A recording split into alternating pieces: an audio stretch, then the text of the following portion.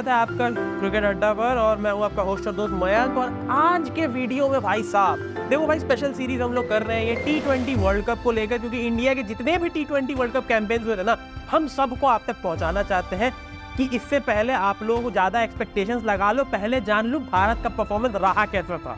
ठीक है, तो देखो इस स्पेशल सीरीज में अभी तक हमने 2007, 2009, 2010, 2014 और 2016 के T20 वर्ल्ड कप कवर कर लिए हैं। अब बारी है 2021 की, और ये वर्ल्ड कप मुझे बिल्कुल भी नहीं पसंद आया था। क्यों यार, देखो पहली बात तो ये एकमात्र वर्ल्ड कप था जिसमें विराट कोहली ने कैप्टंसी की थी। जी हाँ, ये एकमात्र T20 वर्ल्ड कप था जिसमें विराट कोहली ने कैप्टंसी की थी। विराट कोहली ने भले ही भारतीय कप्तानी का जो भार है वो पूरी तरह से 2016-17 में संभालना शुरू किया था, लेकिन 16 के T20 वर्ल्ड कप में MS धोनी ही कप्तान थे और 2018 में कोई T20 वर्ल्ड कप हुआ नहीं, और 2016 के बाद सीधा 2021 में T20 वर्ल्ड कप हुआ। अब देखो इसकी कहानी ऐसी है ना कि ये वर्ल्ड कप होना तो था इंडिया में, लेकिन कोविड-19 के पैंडेमिक के कारण ये वर्ल्ड कप शिफ्ट हुआ UAE में, क्योंकि सेकेंड वेव आ गया था और इतने सारे कोविड के पेशेंट आ गए थे कि फिर लगा कि नहीं, भारत में तो नहीं हो पाएगा, UAE इस टूर्नामेंट को शिफ्ट किया गया। अब उम्मीद तो ये थी कि इंडिया बहुत शानदार परफॉर्म करने वाली है, क्योंकि दोनों वार्म अप मैचेस में इंग्लैंड और ऑस्ट्रेलिया को हराकर इन्होंने अपना दम खम दिखा दिया था। और उस मैच में परफॉर्मेंस भी दोनों, मतलब रोहित शर्मा की ले लीजिए परफॉर्मेंस, चाहे विराट कोहली की परफॉर्मेंस ले लीजिए, सबने बहुत शानदार परफॉर्म भी किया था। तो उम्मीद तो ये थी कि भाई ये टूर्नामेंट भारत काफी अच्छा करने वाली है, और इंडिया का पहला ही मैच था उनके आर्च राइवल्स पाकिस्तान के खिलाफ। अब भाई यार दिक्कत क्या है ना कि इंडिया और पाकिस्तान आमने सामने थे, स्टेक्स बहुत ज्यादा हाई थे। अब यहाँ पे प्रॉब्लम ये थी कि UAE में पाकिस्तान को खेलने का बहुत ज्यादा एक्सपीरियंस था, क्योंकि बीच में जब पाकिस्तान में क्रिकेट पूरी तरह से बंद हो गया था तो पाकिस्तान अपने होम मैचेस UAE में खेलता था। इनफैक्ट पाकिस्तान सुपर लीग भी UAE में ही होस्ट होती थी। तो भाई UAE के कंडीशन से पाकिस्तान की टीम पूरी तरह से वाकिफ थी, और सामने थी भारतीय टीम जो पाकिस्तान से बहुत अच्छे से वाकिफ थी, ऐसा आपको लगता हो। अब भाई देखो भारत और पाकिस्तान का मुकाबला हुआ और वहां पर टॉस जीतकर पाकिस्तान ने पहले गेंदबाजी करने का निर्णय लिया। अब भारत की तरफ से ओपनिंग करने आए KL राहुल और रोहित शर्मा। सबको लगा भाई ताबड़तोड़ शुरुआत होगी, रोहित शर्मा पहली गेंद पर आउट हो गए। जी हाँ, शाहीन शाह अफरीदी ने बिल्कुल फ्रंट पे ट्रैप किया और निकाल दिया रोहित शर्मा को पहली गेंद पर, गोल्डन डक। उसके बाद आए विराट भैया, लेकिन विराट भैया आएंगे क्या, विराट भैया आए उधर KL राहुल आउट हो गए। शाहीन शाह अफरीदी ने उन्हें भी शानदार डिलीवरी पर बोल्ड कर दिया और सिर्फ 3 रन बनाकर KL राहुल भी पवेलियन को सिधार गए। ठीक है, अब यार भारत यहां पर बहुत मुश्किल में था, क्योंकि दो विकेट गिर गए थे 6 रन के स्कोर पर, और फिर उसके बाद सूर्य कुमार यादव आया। सूर्य कुमार यादव और विराट कोहली में छोटी सी एक पार्टनरशिप हुई। सूर्य कुमार यादव ने एक चौका और एक छक्का लगाया, थोड़े से इंटेंट दिखाया, फिर सूर्य कुमार यादव भी कॉट बिहाइंड हो गए हसन अली की गेंद पर। फिर भाई ऋषभ पंत और विराट कोहली ने पारी को अच्छे से संभाला, एक अच्छी पार्टनरशिप की वहां पर, और 53 रन की उसकी पार्टनरशिप रही। उसके बाद ऋषभ पंत भी 39 रन बनाकर शादाब खान की गेंद पर आउट हो गए।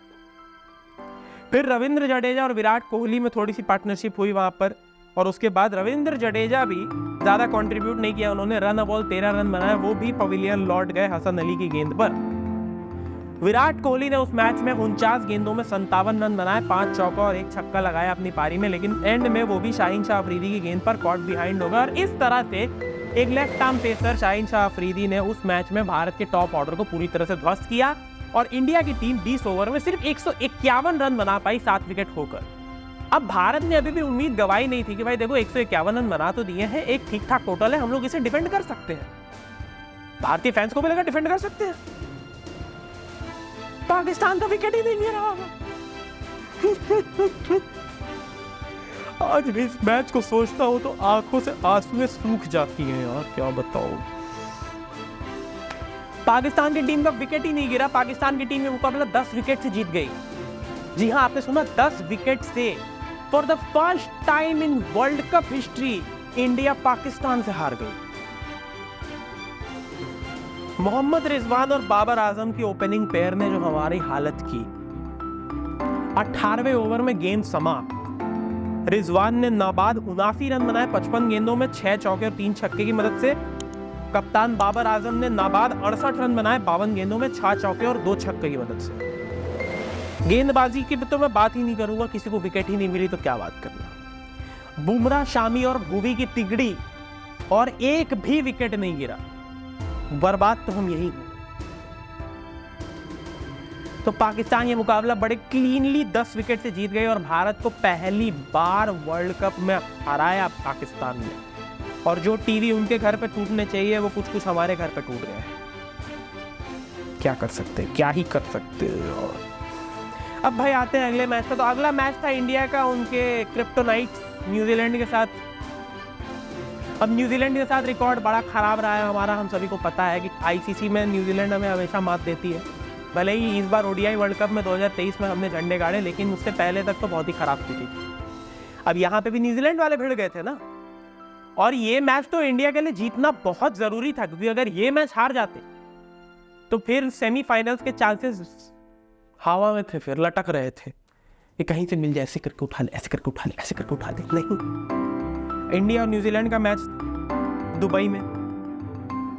अब यहाँ पर भी भाई साहब दिक्कत ये थी कि न्यूजीलैंड वाले बहुत ही शातिर, तेज तरार, इनको फर्क पड़ता नहीं है। अब खास करके सामने इंडिया हो तो ये अलग ही जोश में आ जाते हैं।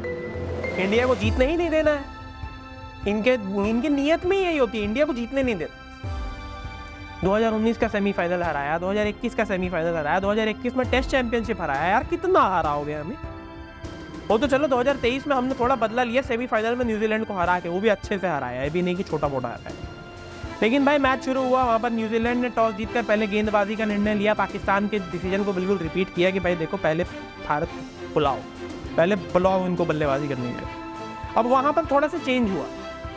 वहाँ पर चेंज ये हुआ कि ओपनिंग पे जहाँ पर केएल राहुल और रोहित शर्मा करते थे, उस मैच में ईशान किशन से ओपनिंग करवाई गई केएल राहुल के साथ। अब ईशान किशन और केएल राहुल ने की ओपनिंग, लेकिन कोई खास फायदा हुआ नहीं, क्योंकि ईशान किशन ट्रेंट बोल्ट की गेंद पर सिर्फ 4 रन बनाकर आउट हो गए। 8 गेंदों का सामना किया उन्होंने, वो कैच आउट हो गए।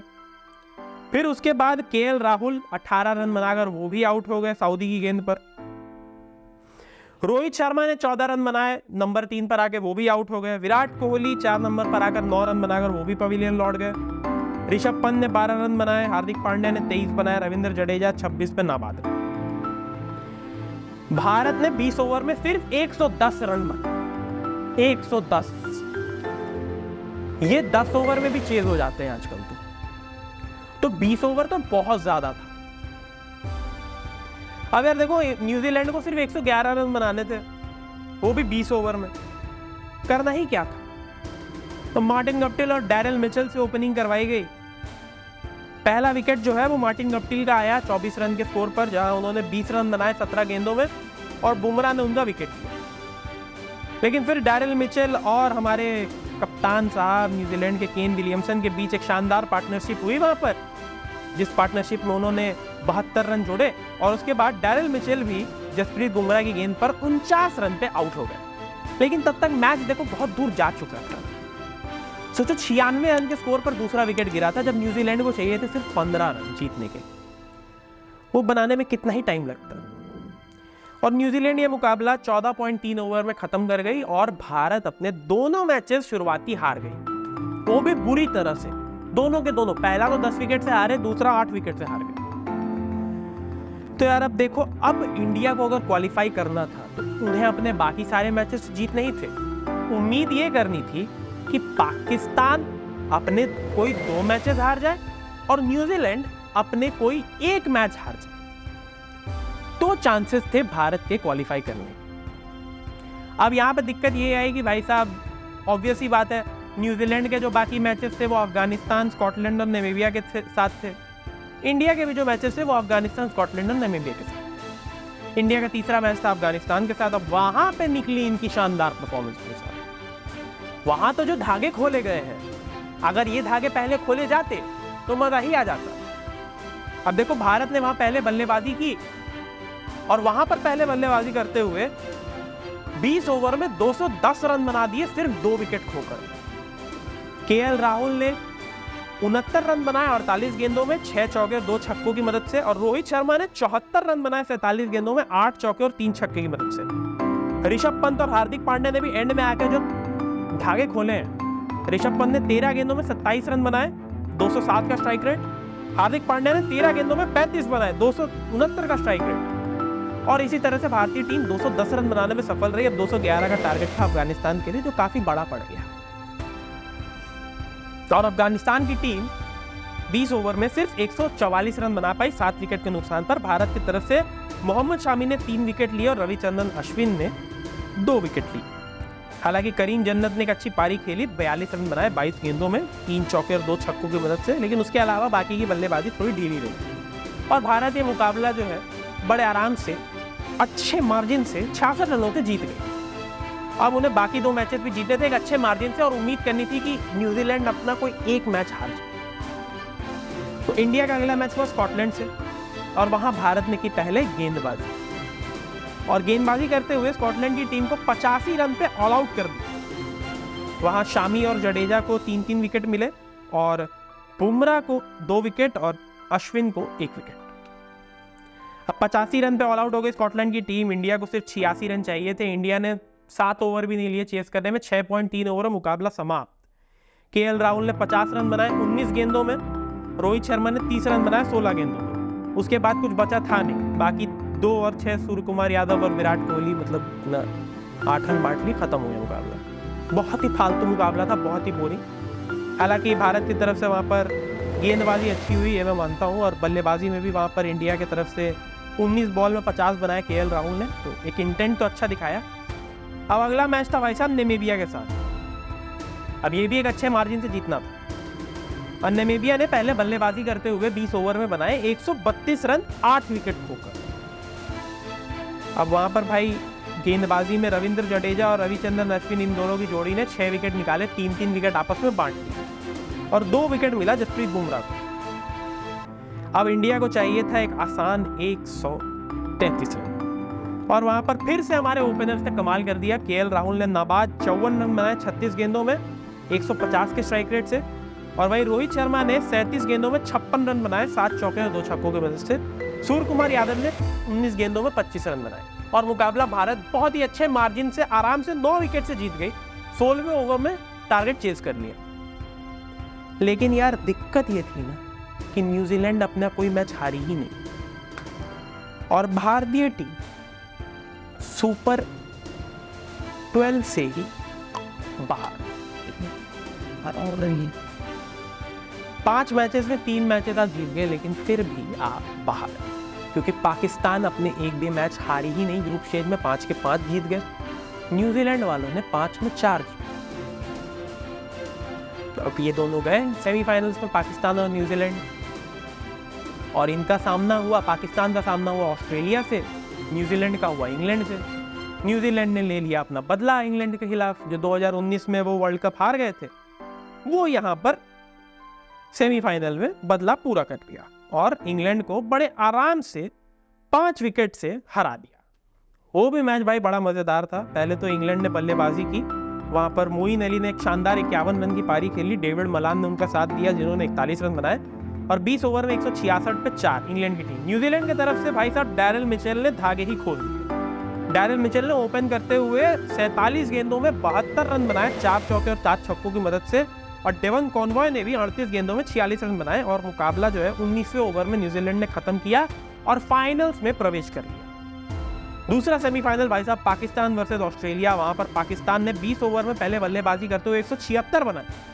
फखर जमान ने 55 रन 32 गेंदों में बनाए, तो वहीं रिजवान ने 67 बनाए 52 गेंदों में, और टीम 176 पर पहुंची। अब 177 का टारगेट था, और ऑस्ट्रेलिया की तरफ से वहां डेविड वार्नर ने 49 रन बनाए, और मैथ्यू वेड ने सिर्फ 17 गेंदों में 41 रन बनाकर काम समाप्त कर दिया। एक ओवर में शाहीन शाह अफरीदी को जो छक्के लगाए, और वहां पर जो हसन अली का वो कैच, हसन अली ने जो कैच छोड़ा मैथ्यू वेड का, वो पूरा मुकाबला पलट गया। ऑस्ट्रेलिया पहुंच गई फाइनल्स में न्यूजीलैंड के खिलाफ, और उस मैच में केन विलियमसन की जो पारी थी बहुत ही शानदार थी भाई साहब।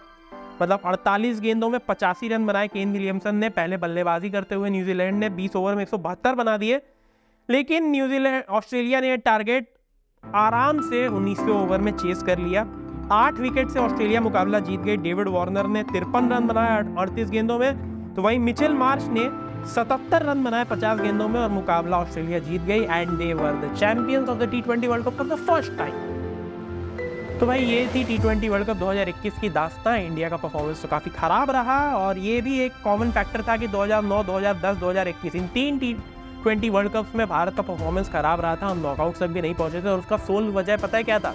इन तीनों में एक चीज़ कॉमन है कि इन तीनों वर्ल्ड कप से जस्ट पहले IPL खत्म हुआ था और इस बार भी जस्ट पहले ही IPL खत्म हुआ है। तो देखो इंडियन टीम कहाँ तक जाती है। खैर अभी के लिए इस वीडियो में इतना ही। अगर आपको वीडियो पसंद आया हो तो प्लीज़ इसे लाइक और शेयर कर दो and please subscribe to our channel, क्योंकि देखो आपको लेटेस्ट क्रिकेट अपडेट्स यहीं पर मिलेंगे। तो फिलहाल के लिए इतना ही। बहुत बहुत धन्यवाद। Me your host Mayank resigning.